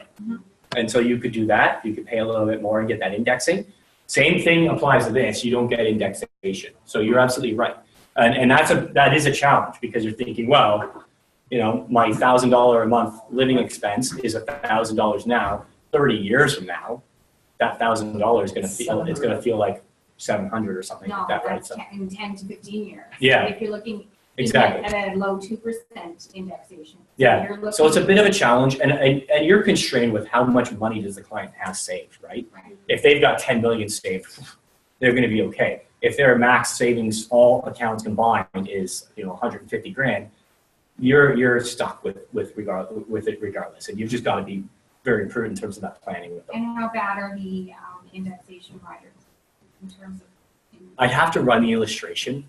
I usually have Susan do They're that. like, So okay, It's or not gonna- they're like, oh no, it's gonna. it'll give you like 3% or 5% year over year, and it's not Oh, going you can choose. it's not going to destroy. I think we can choose them. I haven't done that in a long time. I always let Susan run my annuity illustrations, to be honest. But yeah, there is an option in that you can do that if you want to offset that potential negative impact of increasing inflation. And that's, for seniors, that is a big concern, right? If you're on a fixed income, it's understandable to have that concern. Yeah. You had a question? Yeah. So you said this looks and feels like an annuity, but it's not because it has the exception of, and I just want to clarify, you can get all of your money back. If you want to. Okay, so you can take it out, Yeah. for living, Yep. but also the debt, like if you were to pass away, that benefit will go to somebody else, the full amount. Yep. So either way, you're gonna get it all. It looks and feels like an annuity Yeah. because we do the same thing. We'll take whatever amount you're investing. Yeah. We'll look at what's your age, what's your gender, here's the percentage applicable, multiply it by the value, here's your guaranteed income. That's exactly what you do with an annuity. So from that perspective, plus we're giving you the guaranteed income and we're guaranteeing it. It's going to continue. You can live till you're 150, you'll continue. But it is still a safe fund. It's not an annuity contract, it's still a safe fund. So you get all the benefits of a safe fund. Yeah, so that's what it is. And that's why I say it's not that this is better. I'm not saying use this instead of an annuity. It depends on a particular client. My point is that we've got all these different options. Wherever your client is, whatever their needs are, there's a suitable solution that's going to work for them. Right? So those are the different options. Do you guys do annuities? You guys. We do. Yeah, we've got them as well. I don't play around with them too much, but we definitely do have them. I've never sold one of those. Yeah, so those would be, an annuity would be more, if you've got older clientele who's in that space, then it's a conversation that you can have. And I always say it could be valuable as part of a client portfolio. I wouldn't say clients got $1 million saved up, put it all into the For Life, but maybe 300 grand of their $1 million saved up. Work out the numbers and see if that works. A percentage of it to sort of maintain the fixed baseline expenses. It's the idea of, if I live till 100, I run out of money, I don't want to get kicked out of my apartment or whatever. I want to still be able to afford food, kind of thing. Right? So we talked about these. So these, I don't need to go through it, in any great detail again, but I always say it's very important that you remind your clients the value of a segregated fund contract. Because if they ever bump into somebody at the bank or anywhere else, the first thing that person's going to say is, your MERs are too high. That's the whole pitch. It's fees, fees, fees. And for me, if you're paying a higher fee for the exact same thing, then yeah, that's not good. But as we discussed, we're talking about very different things. And there's a benefit that you're getting with that higher fee. And again, the higher fee doesn't mean that you're getting less return.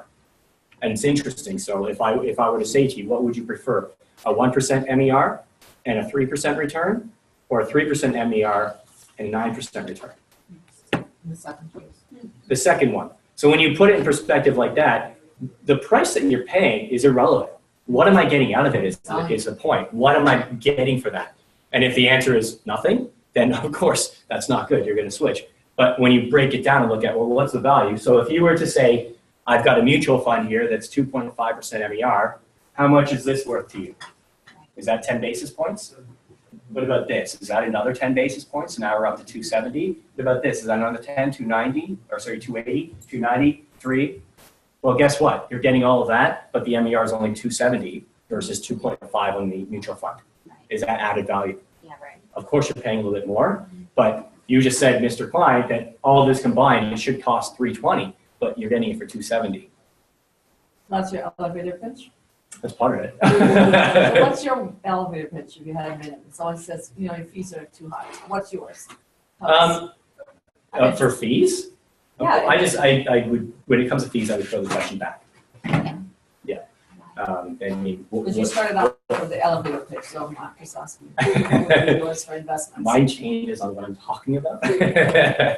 Somebody always has to ask, what's your elevator pitch? And I still work, mine changes on a regular basis too. So what's But yours today? if somebody asks me what I do, Brain. you know, I help protect families and prepare for retirement. Something along those lines. And again, I change on a regular basis, but never do I ever say I sell insurance. or does the word insurance come off my tongue until well into it. Yeah. It's always about protection. And saving. I protect incomes, I protect families, I protect households. Things that matter most to you, right? And for us, on our side of the business, when you're talking about life insurance and stuff, you literally are, because if you think about all the insurance for a car, that's great, but if you lose your car, is it the end of the world? Is that really the most important thing to you? If you lose your spouse, is that? Yeah, by all means, right? And that's what we're protecting. So it's really important. Okay. So when we talk about our fund lineup, and I'll pull this up on the website so you can see it a little bit better. I'll show you returns and all that stuff quickly. How are we doing for time? We're probably way past 2 o'clock. How long did we have? 3. We have 49 minutes. Oh, we're good till 3? Mhm. Okay, I won't take till 3, but I've still got a bit that I can talk to. Okay, there's still more valuable stuff. So on our side, if you want this simple, easy, pre-built solutions, focus funds and selection funds. These are our portfolio funds. So when we talk about building a client portfolio, everyone's aware of the difference between a bond fund and an equity fund. Don't pretend you're not. If you're not sure what the differences are, then that's important and we can discuss that because that's incremental to this, right?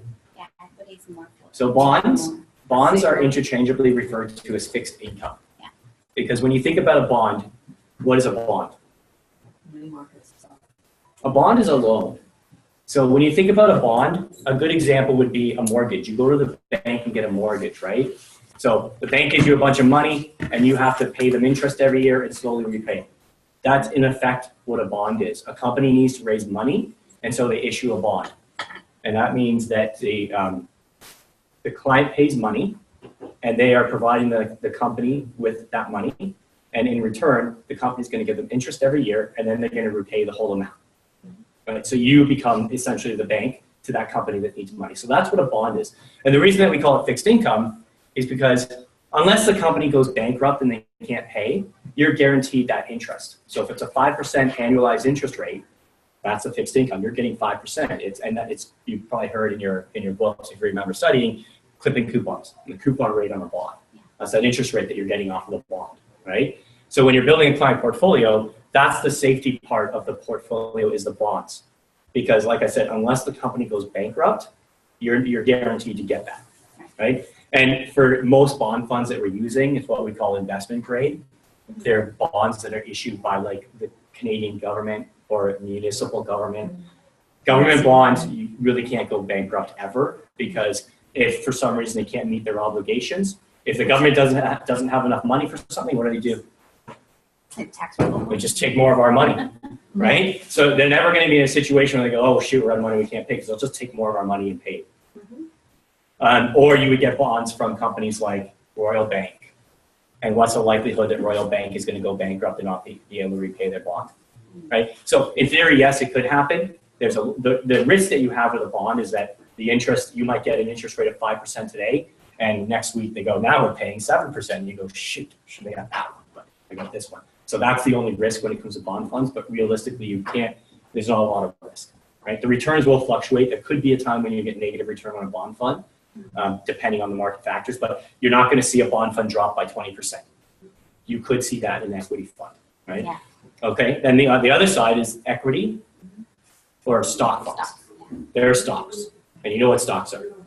I buy my Facebook stock and it was 190 2 months ago and now it's 160. Shoot. But that's my ownership in the company and that could go up or down drastically depending what's happening. So we take those, put them together, and that's how we build our portfolio for our client, right? So a portion of it, depending on the client's risk, if they're risk averse and they don't want to take risk, you want to have a lot of bonds. If they're young and they say, yeah, I want to make lots of money, give me lots of risk, then you do all equity funds. And then you can choose different equity funds, okay? But that's how you would put the portfolio together for a client. Now, if that seems too daunting and you go, oh God, what the heck is he talking about? You do your investor profile, you tally up all the points, and the investor profile says, Mr. Client, you are a balanced risk. You go to the focus funds, there's 5 focus funds in this one, there's 5 selection funds, they're both the same, well, not the same, but they're very similar.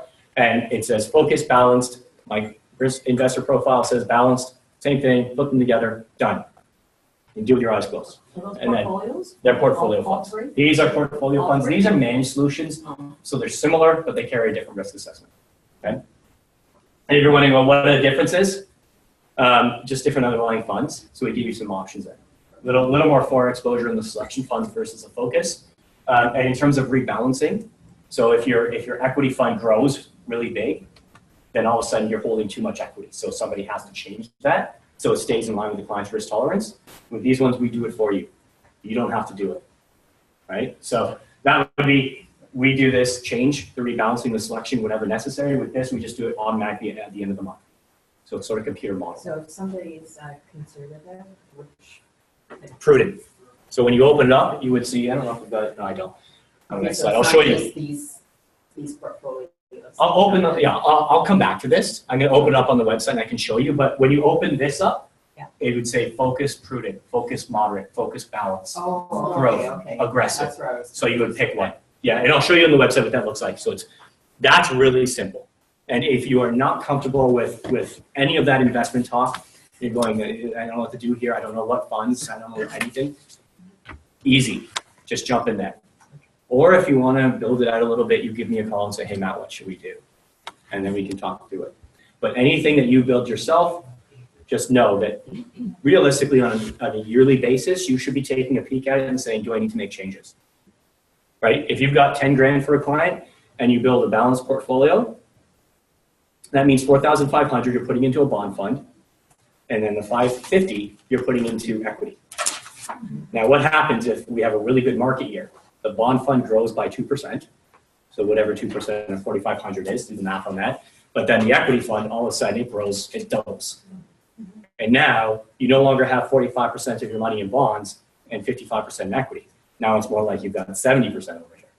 And you have to shift that. So you take money out of here, put it back into your bond fund. So now it's back to balanced. You would have to do that yourself. In these ones, you don't, okay? So just be aware that if you're building yourself, that's what you would have to do and take a look. And also, if you're buying a Canadian fund because Canada's supposed to do really well, and then the next year Canada's going to do really poorly, you will want to sell that fund and move to a different fund. Yep. So would you recommend that you put client portfolios into one fund? Well, when you're talking about these, they would have 5 to 7 underlying funds. So if you use one of these, it's in your eyes, it's one fund. In the client's eyes, it's one fund. But realistically, it's 5 different funds. So you don't necessarily need to. I've seen some advisors do funny things where they'll go in here and they'll do half the money into balanced, half the money into moderate. I go, it's all the same underlying funds. There's nothing different. You don't need to do 2 of those. Whatever the client's risk tolerance is, you just put it in that one because it's all the same underlying funds.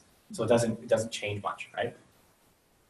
Some of this is just economic stuff. We've had an outlook for the last few years of holding more global focused funds because historically speaking, global returns have always outpaced Canadian returns. The vast majority of Canadians are invested here in Canada, and that's not necessarily a great thing. If you've watched the markets, Canada did really well in 2016 and has not done well ever since or for years before that, relative to other markets. So clients are very often sort of losing out on some potential market return. And this was just a snapshot to show you. Anybody heard of CPP? Yeah. Not the other insurance company? Canada Pension Plan. Real Yes, that too. This is a snapshot. I don't know how well you can see it back there, but here's a little sliver that's invested in Canada. So they hold about 5.4%. That's, I don't know if the numbers are correct, but I believe it's Canada's largest pension fund, and they're only holding 5.4% Canadian content in that, okay? And so for us, we've been making the similar recommendation that you should be holding more. And we look at it as an opportunity because very often when I look at those bank statements for clients who are invested at the bank, they're like all Canadian and poor returns. And I go, look at what our portfolios have been doing, right? And historically, global has far outpaced. So that's the other part. If you're a Canadian investor and almost all of your money is invested in Canada, market cap, do I have the market cap here? Here's the market cap. Canada as a market, relative to the whole world, we make up 3%. So if you're holding a whole lot of Canadian stuff, you're investing in 3% of the overall market you have available to you. You can have this presentation if you like. No, but isn't this, the economy really crazy right now, and to go into global would be risky? That's the general idea. But when you look at the shifted economics globally, so China used to be sort of a scary place. It's actually really quite stable It's now. stable now. India is really catching up. Stable, yeah. And Close to. it used to be seen that it was really scary and volatile. Now it's sort of the opposite. When you look at what's going on here, I can show you slides. Actually, let's just have a little I fun. know the US is volatile, but. Let's have a little fun right now. I'll show you something. It's a little volatile, but the reason that people invest in Canada is because they think it's less safe. volatile. They think it's safe. They think it's safe. Okay. So I don't know how many of you have been playing around in the market for the last few years, but if you remember back to 2014, oil prices were doing this, right? Yeah. Currency in Canada was doing this. We're a petrodollar. When you see oil prices drop significantly, our dollar always follows. Goes back up, our dollar always follows, right? So 2014, that was happening. 2015, Canada looked like this. So a little tiny bit, and then small cap TSX market just crashed and burned, right? The following year, did it change? Yeah, so the following year, they were down 15% in 2015, huge return in 2016, right? And then what happened the following year? Small cap. So if you chart that year over year, like this, extreme, is that low volatility or high volatility? So we've got this idea that, and here's 2018, just the beginning of the year here. So we've got this idea that, oh, well, Canada's a safe haven. We've got really solid banks, best in the world, our market's great. We do this, like it's crazy. Our spikes are off the charts. When you compare it to all the foreign markets, they don't have the same volatility. We actually reduce volatility by investing globally than staying domestic, which is, it's the opposite of what we've always thought and been taught, right? Yep. What exactly happened in 2016 to cause that? Well, that was a recuperation. So in 2015, everything went to the very bottom, right? And then we had to wait a little while for some of the excess oil to start to dry up and oil prices to go back up. And so that was just a rebounding of, it drops, markets go way down, but it comes back up. It's just So nothing particularly in the market happened. not anything over particularly that was, this is the one factor. It was just everything went down together and then everything came back up. And a lot of those markets, it was, we're very heavily tied to resources. And when they take a big hit, they can rebound pretty quickly too, right? So that's a big part of it. But what I always found interesting about this is I was around for this, and you would see this with clients, and your job is so important because everybody's heard the old adage, buy low, sell high, right? What do you think clients do? What do you think the market does? How many people are buying Bitcoin right now or marijuana stocks? Bitcoin. Great examples. If you bought Bitcoin 5 years ago, you're a millionaire now. If you're buying it today, I don't know. That's pretty risky in my eyes. But anyway, so here's a challenge.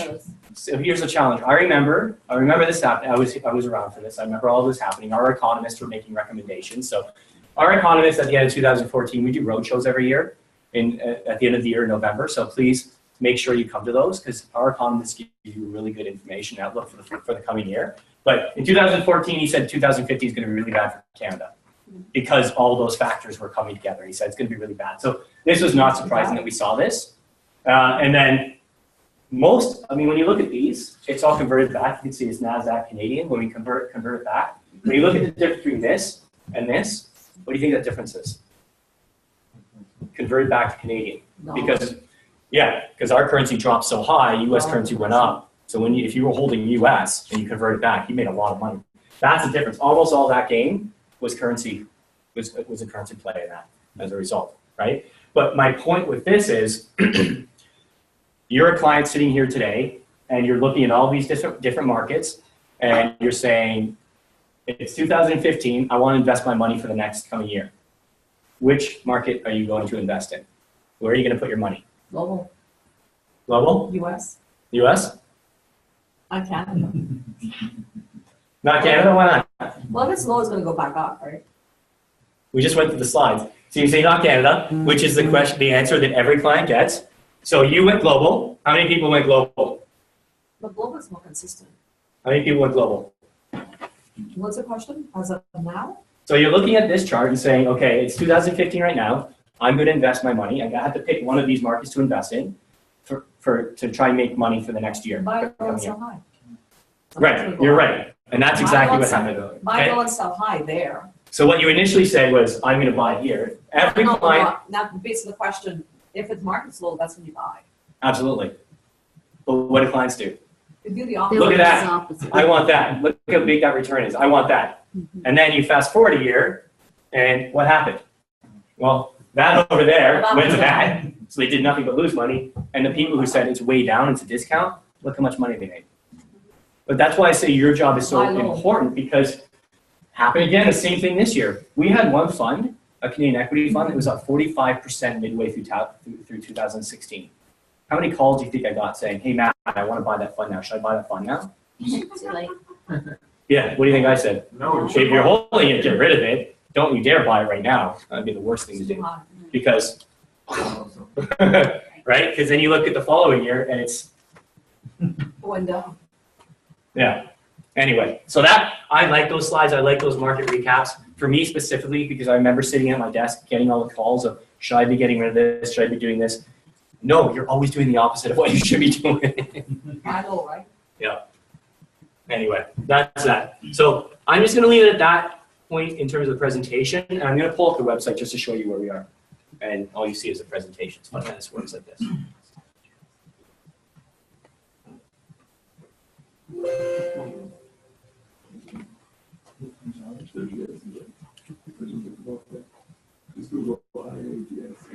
You guys have fidelity funds? Yep. We put a lot of our eggs in Fidelity's basket. Okay. So tough website to remember, ia.ca. So you can just go to your web browser, type in ia.ca. You're going to get our website. Right here in the middle, savings and retirement. This is all open. Anybody, there's no login or anything. Savings and retirement. Fund performance. But I heard the whispers. Fund, where are the GIC rates? So I saw them. guaranteed, you did? You took a look at them? Okay. So the guaranteed fund rates are there. I just opened it up. You would just scroll down. Click on this. Click on it again. It's not open. There's the fund rates. Okay. So you can see 1 month, 1 year, 2, 3, 4, 5, 10. 5 and 10 years were not great rates. Typically between 2 and 5 were very, very solid. Okay. So if you compare these rates, the majority of banks were usually right in there. I think Scotiabank 1 week was like 10 basis points above us or something, but typically we're top of the market. So plus you get the benefit of being in a insurance contract. Okay. So going back to fund performance. So these are the funds. Now you can see there's a couple things. It says savings. Leave it at that, unless you want to look up a universal life contract. Product availability, products offered for new contracts. Unless you want to see an old contract that was sold years ago, keep it at that. Don't need to change anything. The only thing you might want to change is this drop-down menu here. As you can see, when I open that up, you can see my education plans, all these different guarantees. If you're recommending a 100-100 contract to a client, there's 39 funds available versus 78 in the 75-75. So you want to click off the 100-100 if you're doing that so that you see the funds available for the 100-100 and don't accidentally recommend a 75-100 fund for a 100-100 contract that you can't get. Like, look how great this fund is. I can't wait to buy it. Oh, I can't get it. Shoot. Right? That's not fun to call back the client and say, sorry, we've got to redo it. Okay? So I'm going to leave it at that for now, but just to show you. So focus funds, selection funds, these are our portfolio funds. Click on it, open it up. So there's a drop down. So when I was saying prudent, moderate, blah, blah, there it is. Okay? Simple, straightforward. You want to see 6-month return, 1 year, 3 years, 5 years, 10 years, how they performed. Okay? And if you're wondering what's in this fund, so I said there are a bunch of funds already put together. So click on the title, open, and here's my fun fact. And I'll show you as well what I meant on the 75-75. Okay? So what's my risk level? It's listed up over there. Here's all of the funds that I'm invested in this one fund. So when you say I'm going into one fund, well, technically you're going into 8 funds. Yep. Can we select our own, like 1 or 2? Absolutely. It's all up to your We can comfort. customize whatever we like. Yep. Just 2. Yep. Because, yeah, because for me, too much is, too diversified. Yeah. And I like to be. For me, personally, I mean, I use the portfolio funds to some respect because if it's, for example, a really small account, it's going to be a challenge to make changes all the time. But I'll be honest and very upfront, I do have a challenge with these funds because of what's in them. So right now, you see 45% is in the bond fund. That's our IA bond fund. And let me just show you for a second. Because you probably saw it here and you're thinking, well, those returns aren't great. That's what I thought. If I go to my bond fund, so here's the bond fund that I've got 45% of my money in. What is it? Negative. It's all negative for the last 3 years because it's a Canadian bond fund. And this is not that we suck and we have a crappy bond fund. This is what all Canadian bond funds look like. It's just the nature of the market. We have no yields, we have no return. You can't get anything out of it because of where interest rates are.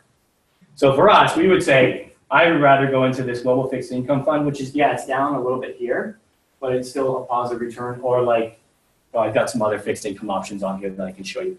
But that's just my example of my challenge that I have with the portfolio fund.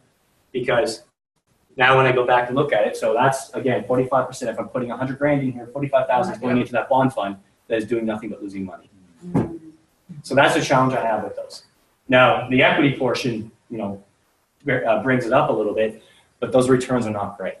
And for me, for Canadian funds, my personal holdings is 0 Canadian funds.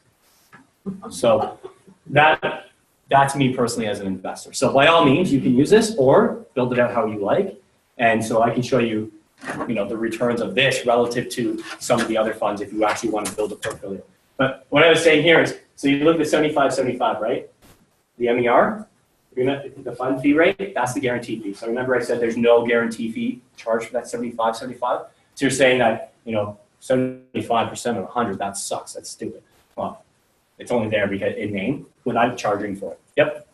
I struggle with where I came from and with the risk tolerances. So when I recommend a portfolio to a client, I show them like the 6 month, probably up to 10-year actual historical returns. Mm-hmm. But I don't know where to get the standard deviation. On the SEG fund side, the fund facts don't show the standard deviation. If you're looking at a mutual fund fact, they'll usually list it for you. Right, so that's what I struggle with because Google Finance. This is the, Look up the fund on Google Finance or Global Advisor or somewhere else. And let's try that. because that's like one more acid test, right? It's like, okay, well, anybody can say moderate, but then if the standard deviation is not in line with what I would consider moderate, then that's not okay. Yep. Okay. Google Finance. Let's look up one of the funds we've just added on here. Now, the only challenge is that the fee might be different. Right, but it's the underlying fund. Yeah. So if I look up this one as the mutual fund, it's the same fund. Right. The MER would be slightly different, but am I spelling? Yeah, I'm spelling Fidelity wrong, aren't I? Oops. No, right. Okay. Sometimes you have to look around for a little bit. I didn't want to look up North Star because it sucks right now, but let's just look up North Star. Why is it not finding it? Giving you a recommendation though in blue. Oh, because it's not me at finance. It should. Hold on.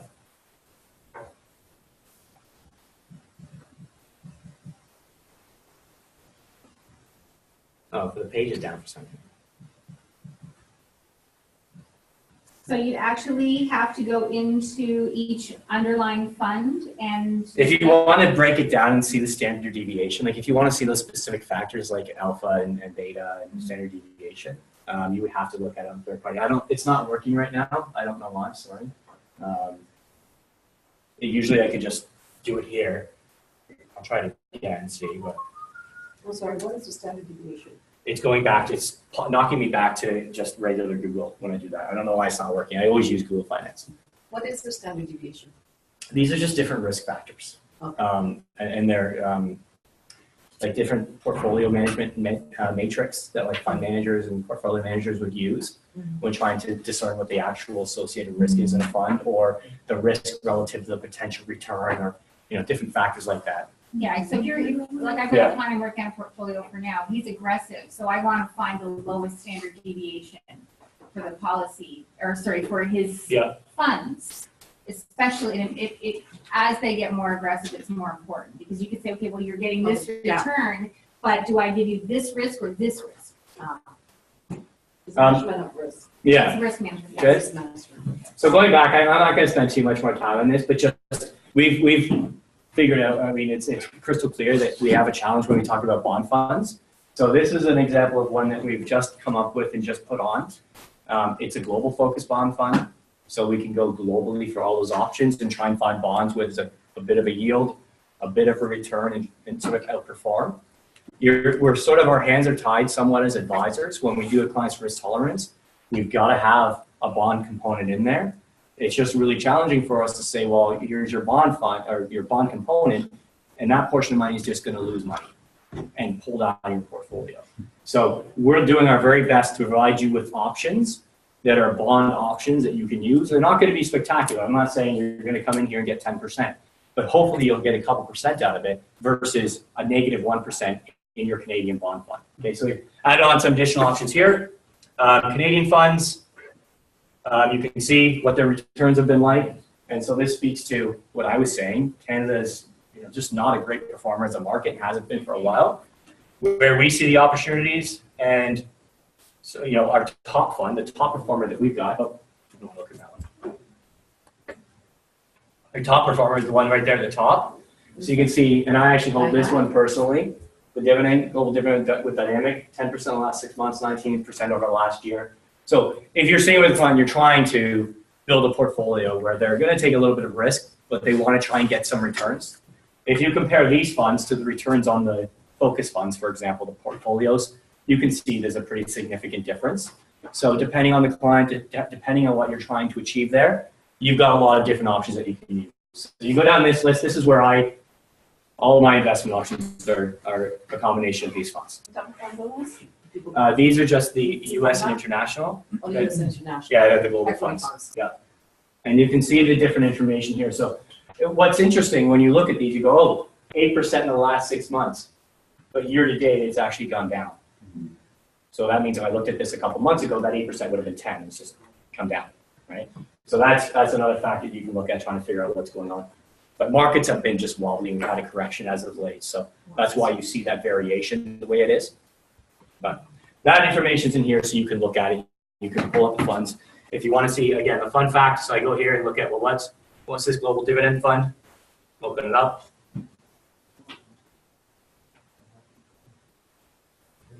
So this is the other part where you can easily look at what's the difference in the MER. So I'm looking at this fund with an MER that's almost 3% versus some of the other funds where the MER is quite a bit lower and it returned nothing. This one has returned 20% in the last year, almost 20% last year. So when you're comparing that, a 20% return for 3% MER, I'd argue that's pretty darn good. In any case, you've got these options, you can play around with it, look at it.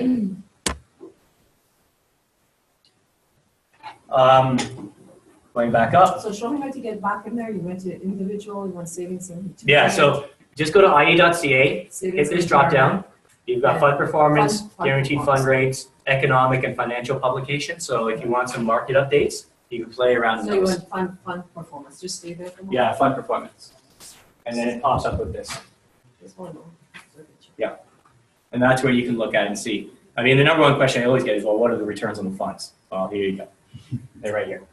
And when you look at that web page, they're updated every day. Okay? So sometimes advisors ask me to give them like a paper that's the fund returns. And say, well, don't do that because the second I give it to you, it's already out of date. Look at this because that's updated constantly every day. So it's today, $1 million question, as of today, and I know it changes tomorrow. What's the three top funds you're using? My 3 top I funds? know you've got dynamic, right? Global dividend. Yeah, It's one. Dynamic Global Dividend. I've got the Global Concentrated. Global concentrated? Yeah, so where is it Where's here? that? This is the Fidelity Global Concentrated. Oh, Fidelity. His objective is to achieve an 11% return. I'll just open this up just to show you. And we're getting a little off here, but it's fine. Fine, it's important. Yeah. So his objective is to achieve an 11% return every single year. You can see he doesn't do it, but last year he got 15, the year before 6, 16 the year before 9, 27, 12. 2011 was a challenging year globally. Not much about that. 2008, not surprising to see that, right? Significant drop. But I mean, and they played around with the management a little bit. Sometimes when you look at the historic returns of a particular fund, they don't necessarily make sense because if the manager's changed and completely changed the fund, you're comparing 2 different things. So since Patrice Carroll, who's the manager on this, has been running it, again, he's tried to achieve an 11%. That's his mandate, that's his goal. Not perfect, it's not always there, but this is a pretty solid fund to have in your portfolio. That's Right. the Global This is the Global Concentrated. Just stay there. I just want to catch it's okay. Can you get it? The 1 year is 9%. And then my other one that I've been holding is the U.S. equity BlackRock. It's my personal holding. And then I did have a couple of funds in Canada like last year, and I was so sick of it, I got rid of them. But for me, my portfolio is all global. Now, it's riskier, right? But I have a much longer time horizon to be invested. So depending on your client. But don't worry too much about I've got to have one Canadian because the outlook's not great. So if you want to try and get some decent return, then that's what you have to do. Okay? And then the specialty funds, which would be these ones down here. These are the riskiest funds where you could do really well or you could lose a lot depending on what's going on in those particular markets, right? Global healthcare, for example, in 2013 after Obama implemented Obamacare, you know how that worked. Everybody had to go buy coverage. Medical companies, just their stock prices went through the roof, and that fund did a 45% return in one single year. So anybody that was holding it was like, yay! And then the year next, it did 33. Then the year next, it did 20, and then it was down 10. So do you put So it's just the clients in nature of that? those markets. Do you put clients in that? Not unless they're really risky. Very, very risky. Like this one's a really solid fund. We just I spent some time with the manager last week. Really smart guy. Again, that's an example of a fund where it wasn't performing very well. They changed the manager and all of a sudden it started performing really well because he completely shifted all the holdings in the fund. And now you look at, well, how well it's done. I'm not investing in that one right now and I'm kicking myself. I wish I was. Wish I'd gotten in last year. 20%, 26%. Almost 25% in the last year. Even this year, see variations up. And that's net return as of December 31st, 2017 in the fund. So pretty solid. You have to have some understanding of those markets a little bit because there's good times to be in them and there's bad times to be in them. And it's been good for the last couple of years. Okay. Where is it going to go otherwise? Go up here, click on Connect, Advisor Center. I sound awful. When I hear my voice back, I'm like, oh, God, I really sound like that, don't I? Document Center here in the middle. Document Center. What is it want? What is it working? Okay. No. Oh, it's still thinking. Sorry, it's got to make its way from Quebec, so it takes a little longer. Savings and retirement. So this is all of the information, all the forms. So you guys are still 100% on paper, right? You're not online yet. Right now, so our RESP is fully electronic. You can do it all online. And that platform we're migrating, we've got till the end of the year. They've guaranteed us in head office by the end of the year, all of this will be electronic. Everything. Oh, perfect. They said by the end of the year, everything's going to be electronic. Online or, I mean, on iPad or your computer? Everything. You could do it on your iPhone in Tim Hortons. Oh, okay. Yeah. Because That's where they said it will be. Because So- app does theirs on the Yeah. iPad. Yeah, I know. Can't do it on the computer though. Oh, no? No, just No, you iPad. can, so like the RSP, you can do it on any platform. It's the same. We just have to get all the systems together and make it all work. So right now, you can open this up and you could do it as a fillable PDF, although this seems to be an issue sometimes where you can't get rid of the bloody void on it. So if that's an issue, then don't do that, just print it off and do it. But all the applications are in here, F17A, F17A1 for the TFSA. Everything, all the investment accounts except for the TFSA, they're all on the F17A. So it could be a pension transfer, it could be a registered, non-registered, everything would all be in that except for the TFSA, it's separate. Okay, so if you do them as fillable PDFs, you can do that. There's a signature form here that you would need. I don't know if you guys can read that if the print's too small. And we can submit electronically or hard copy, right? No, not electronic. Well, you can do it electronically, but what happens is, so here you would do this application and you would do it all on the computer and send it as an email, as a Correct. PDF. But Yeah. then you still have to go in here and print off the signature form and have the client sign the signature form. What if the Verify that they client- prefer it. Okay, so Which is still a client bit old. signed the F17A. Yep. And submit.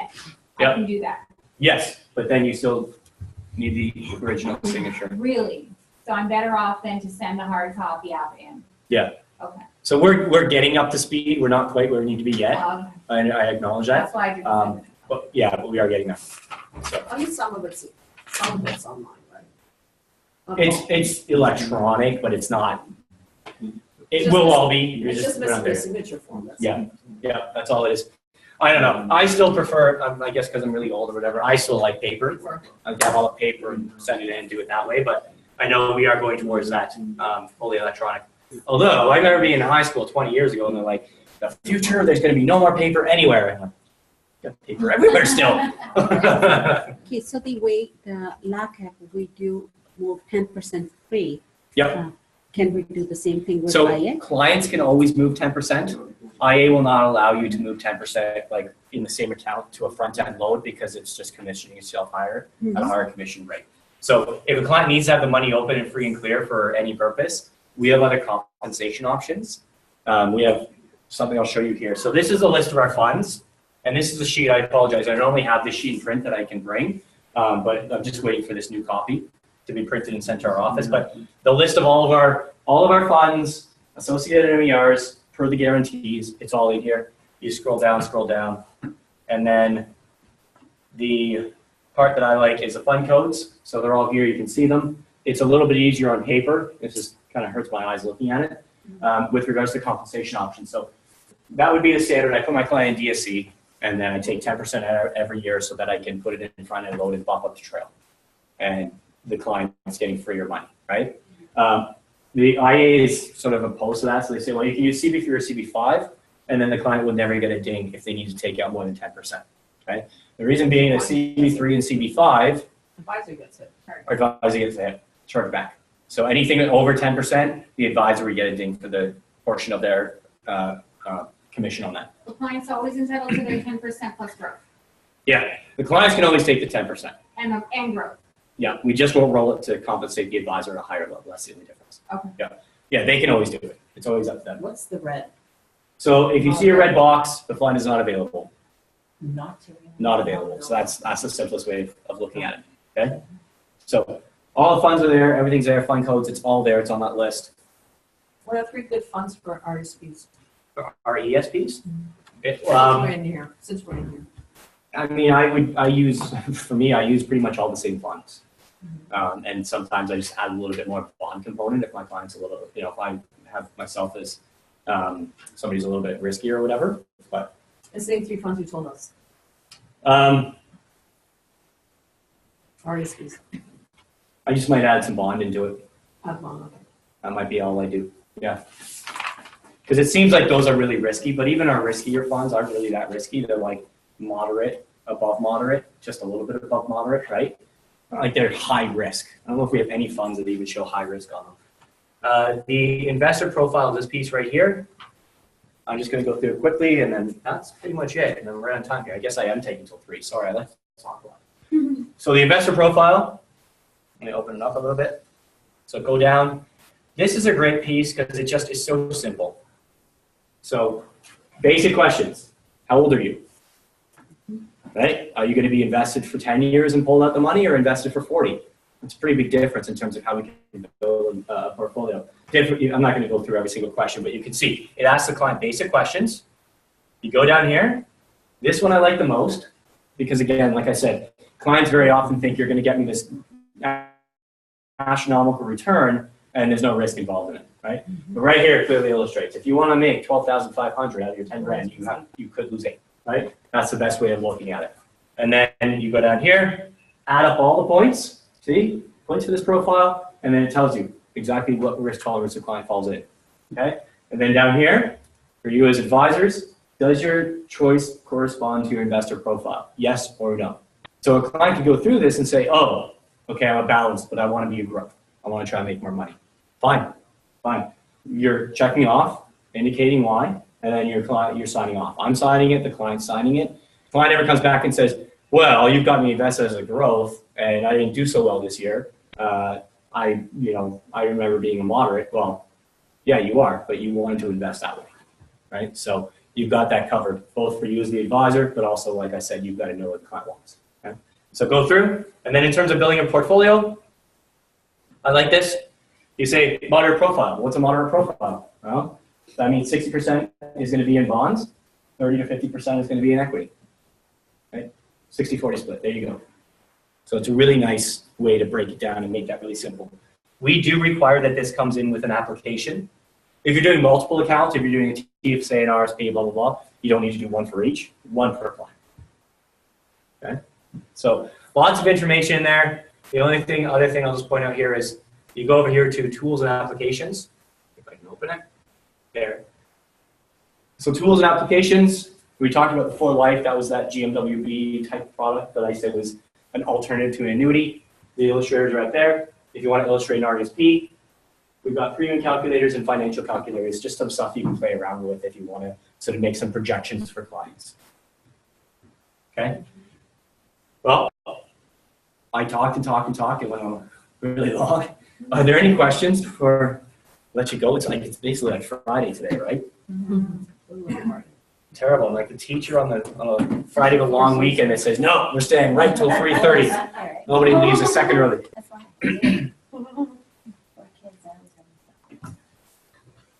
Good, thank you. The only thing, Daniel, I didn't bring a sign-in sheet. I just thought of it now. Terrible. Let this guy in the door. So, sorry, if we could quickly just pass that around. Daniel, you can even email it over to me if it takes a minute, whatever the case. But if there's no other questions, Thank you. then thank you guys. Thank you very much for your time. I appreciate it. And I'm here at your availability. Yep. Whatever you need, let me know. I know we'll get your information. Yeah, so I've only got 4. I've been on the road, and I realized that I didn't bring enough cards with me. So since Monday, I've been on the road. Any extras of these? Yeah, I got a bunch up here. Thank you. Yep. But when we put your number in the phone, your picture comes up. Yeah. Perfect. Anything you guys need, Yeah. I'm always around, helping as much as I can. As well, Susan. So, I am in meetings and stuff. I'm not going to stop my presentation to pick up the phone. So I can see I've got about 100 missed calls here. But anything you need, please let me know, or call Susan if you need something immediately.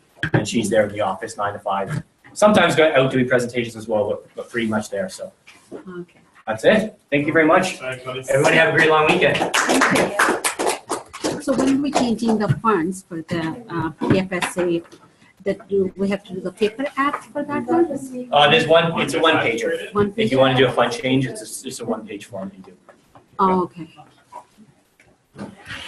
Oh boy. I have 10 missed calls. Gosh.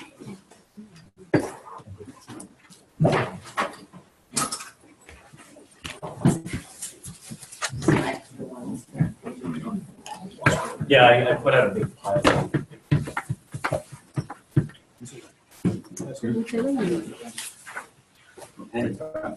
Pleasure. Thanks, guys. Yeah, you too. Have a lot. Can you scan that? Yeah. It's easier because then I email it to the same person. Yeah. All right, everyone, thank you very much. I appreciate it. It's great seeing you and new faces. Great meeting everybody. Yeah, thanks, Danny. Have a good weekend. You'll be like, oh, that's Yeah. weird. Stuff like that, like on my computer, I don't have any. Oh, when you're like printing and then suddenly just stupid. What up, Penny? Yep. Who's here? It's starting. Oh, you know, landmark? Oh You love going? my God.